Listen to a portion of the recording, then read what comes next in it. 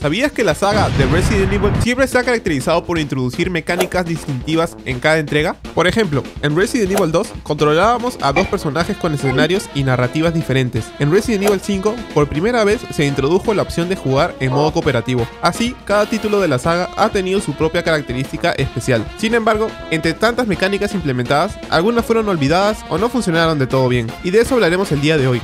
Vamos a revisar aquellas mecánicas que se utilizaron en distintos juegos y que probablemente nunca volvamos a ver en la franquicia. Y no nos limitaremos a mecánicas de la saga principal, sino que también veremos mecánicas que también aparecieron en los spin-off. Espero lo disfruten y sin nada más que decir, pónganse cómodos, agarren su peluche de Nemesio y comencemos.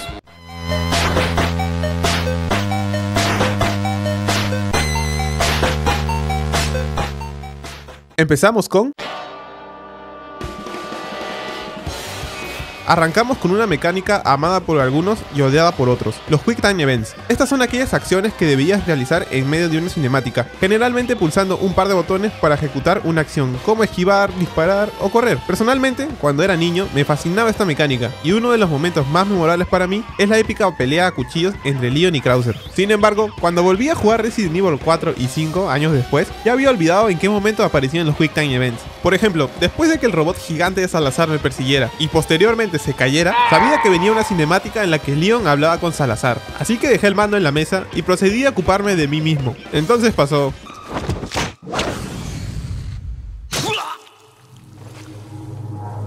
Güey, no pasó ni un minuto, güey. O sea, no mames, espérate. Es muy poco probable que esta mecánica vuelva a ser común, ya que los Quick Time Events estuvieron de moda entre 2004 y 2012 por ahí, pero poco a poco las compañías han dejado de utilizarlos. De hecho, algunos juegos, como Spider-Man para la Play 4, ya permite al jugador desactivarlos. Y en cuanto a Resident Evil, ya no es necesario incluir este tipo de secuencias, ya que lo que antes se limitaba a una cinemática, ahora puede hacerse directamente en el gameplay. El ejemplo más claro es la misma pelea entre Leon y Krauser. Lo que en este juego original era una cinemática, en el remake puedes hacerlo tú mismo. Incluso se siente más épica cuando realizas un parry para defenderte y atacas en el momento oportuno. En resumen, sería un retroceso en términos de mecánicas volver a los Quick Time Events en cinemáticas.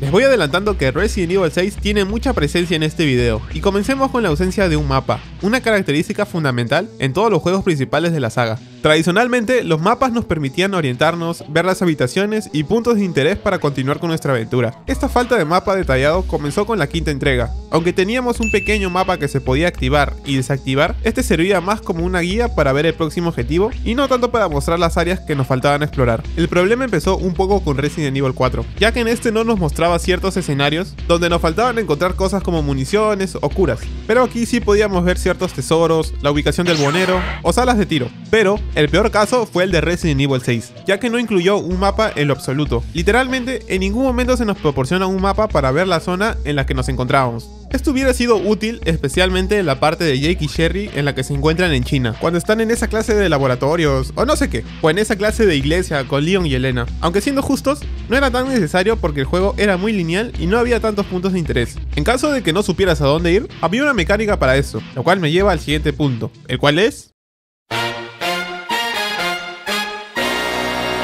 Al no contar con un mapa, la única forma de saber hacia dónde tenías que ir era mediante una mecánica que te indicaba de manera precisa el camino a seguir. Personalmente detestaba esta mecánica y casi nunca la utilicé, no porque me considerara un jugador experto ni nada por el estilo, sino porque una de las cosas que más disfruto de los videojuegos es la sensación de perderme y explorar cada rincón de los escenarios, buscando pistas y tratando de averiguar por mí mismo qué hacer para avanzar. No me malinterpreten, no es que quiera estresarme hasta el punto de querer romper el mando, pero ese proceso de investigar y recorrer el entorno me resulta emocionante.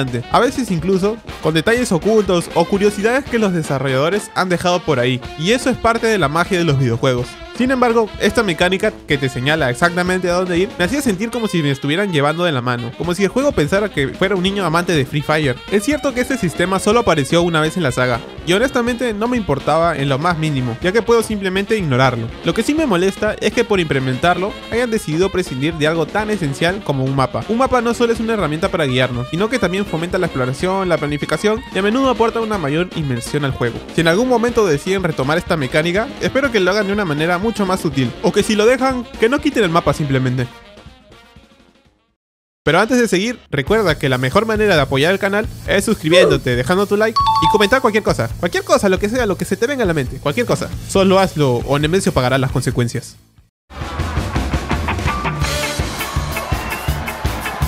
La primera vez que vimos una mecánica en la que podíamos tomar decisiones dentro de la saga de Resident Evil fue en Resident Evil 3. Esta mecánica era muy particular, ya que dependiendo de la elección que tomabas en ciertos momentos claves, podías enfrentarte a distintos escenarios y situaciones. Un ejemplo claro de esto es cuando se te daba la opción de enfrentarte a Nemesio. Aquí podías elegir directamente si enfrentarte a él o huir. Y como un detalle curioso, a pesar de que esta mecánica fue una de las que más caracterizó al Resident Evil 3 original, esta se omitió totalmente en el remake. Una razón más para pensar que esta mecánica no volverá. La única vez que vimos una mecánica similar en tiempos recientes fue en Resident Evil 7, donde se introdujo una decisión clave en la narrativa. Aquí tenías que decidir a quién darle la cura, si a Mia o a Zoe. Dependiendo de tu elección, el juego te conducía a uno de los dos posibles finales, uno bueno y el otro malo. A diferencia de Resident Evil 3, esta decisión sí tenía un impacto más notable en el desenlace de la historia, lo que ofrecía una experiencia distinta según la opción elegida. Sería interesante que en futuras entregas de la saga se exploraran más estas decisiones que afectan el rumbo de la historia o los finales. Aunque no es algo que defina la franquicia, la inclusión de finales alternativos o decisiones importantes podría ofrecer una experiencia más profunda y compleja. Al final del día, tomar decisiones que nos lleven a distintos finales es algo que añade variedad y emoción, haciendo que cada partida sea única y dando a los jugadores más razones para volver a jugarlo.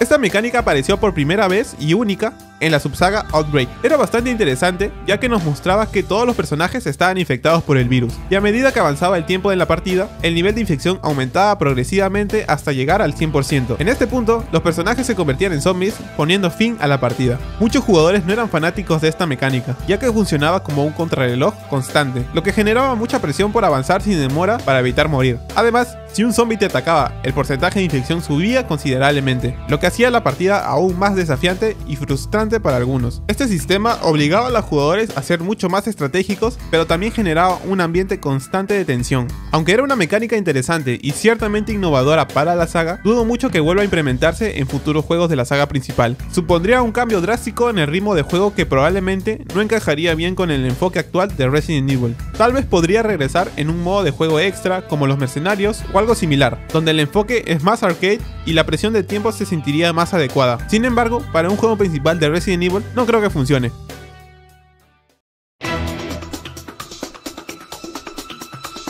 Uno de los aspectos que más me encantaba de los juegos de Resident Evil y del género de survival horror en general era el uso de la cámara fija. Esta mecánica, en la que la cámara permanecía estática en ciertos ángulos y apuntaba hacia el personaje mientras se movía por los distintos escenarios, creaba una atmósfera de tensión y de miedo muy efectiva. La sensación de ser observado constantemente, combinada con la limitación de la visión, hacía que cada rincón del entorno estuviera lleno de incertidumbre. Esta técnica intensificaba el terror al mantener al jugador en un estado constante de alerta, ya que nunca sabía qué podría aparecer fuera del campo de visión. Pero también entiendo que este estilo de cámara no es el gusto de todos los jugadores, y mucho menos en la época actual. Desde Resident Evil 4 no hemos vuelto a ver un juego de la saga que utilice la cámara fija. A partir de Resident Evil 4, la serie comenzó a adoptar una perspectiva en tercera persona más dinámica, con una cámara que iba sobre el hombro del personaje. Esta transición reflejaba un cambio en el enfoque de la serie, adaptándose a las nuevas tendencias de diseño de juegos de acción y ofreciendo una experiencia más fluida. Algo a resaltar es que hubo un pequeño guiño a la cámara fija en el DLC de Resident Evil 5, que ofreció un modo de juego con cámara fija para aquellos que deseaban revivir un poco de la nostalgia de las entregas anteriores. Y resalto esto porque creo que este tipo de cámara solo quedará reducido a esta clase de guiños en los juegos posteriores. Aunque la cámara fija era un gran añadido que contribuyó significativamente al ambiente de terror en los primeros juegos, lo veo muy poco probable que regrese a los títulos principales de Resident Evil.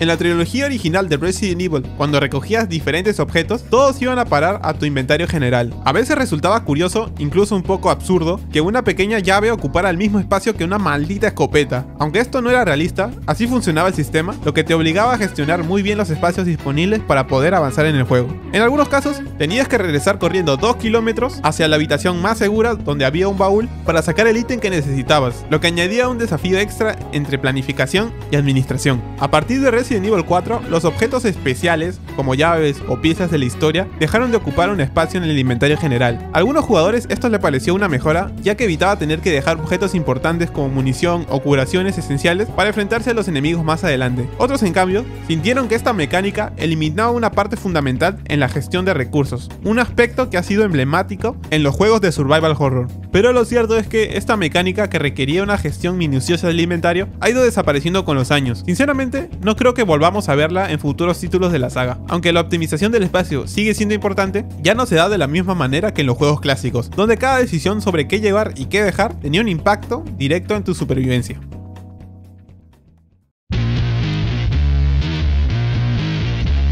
Regresando a Resident Evil 6, una de las cosas más entretenidas de este título era la posibilidad de enfrentarse directamente con las criaturas, golpeándolas cuerpo a cuerpo. Te podías agarrar a putazo limpio con los zombies, los chavos o las diferentes bows, pero tampoco era que le podías meter golpe cuando quieras. Estos movimientos estaban limitados por una barra de estamina que se agotaba con cada ataque físico, lo que te obligaba a ser más estratégico en el uso de tus golpes y combinar el combate físico con las armas. Personalmente, creo que el sistema de combate de Resident Evil 6 era muy divertido y estaba bien diseñado, ya que ofrecía una variedad de movimientos y la posibilidad de enfrentarte de diferentes formas a los enemigos. Pero a pesar de lo entretenido que resultaba, tenemos que reconocer que este enfoque le costó caro al juego en otros aspectos. El combate más orientado a la acción eliminó totalmente el rastro de suspenso y terror, elementos fundamentales de la saga. En lugar de sentirte en peligro constante, te sentías como el puto Terminator. Pero bueno, eso es tema para otro video. Lo curioso es que, al igual que la mecánica de la guía de objetivo, este tipo de combate cuerpo a cuerpo con barra de estamina fue una característica única en la serie, algo que no hemos vuelto a ver en las entregas posteriores. Esta mecánica, aunque era innovadora y divertida en su momento, no se alineaba con la esencia de Resident Evil, que siempre ha girado en torno al manejo de recursos limitados, el terror psicológico y la sensación de vulnerabilidad. Es posible que si algún día se hiciera un remake, el enfoque se incline más hacia lo que hemos visto en los títulos como Resident Evil 2 y 3 Remake, donde el combate es más limitado y el terror y la supervivencia vuelven a ser el eje principal. O como en el 4, donde puedes hacer parries. Quizás lo más sensato sería dejar este sistema de combate como un experimento aislado dentro de la saga, algo que funcionó en su momento para ofrecer una experiencia diferente, pero que no tendría cabida en la dirección actual de la franquicia. Y eso ha sido todo por el video de hoy. Sé que hay muchas mecánicas que han aparecido una vez y han sido olvidadas, y que dejé fuera por tema de tiempo, pero que sería muy interesante volver a recordarlas. Si veo que el video llega a una buena cantidad de likes, sacaré una segunda parte rápido. Muchas gracias a todos por ver, y espero que les haya gustado el video. Eso ha sido todo por mi parte, y ya se la saben. Cuídense, báñense, les mando un besito, y recuerden, te amo. Nos vemos.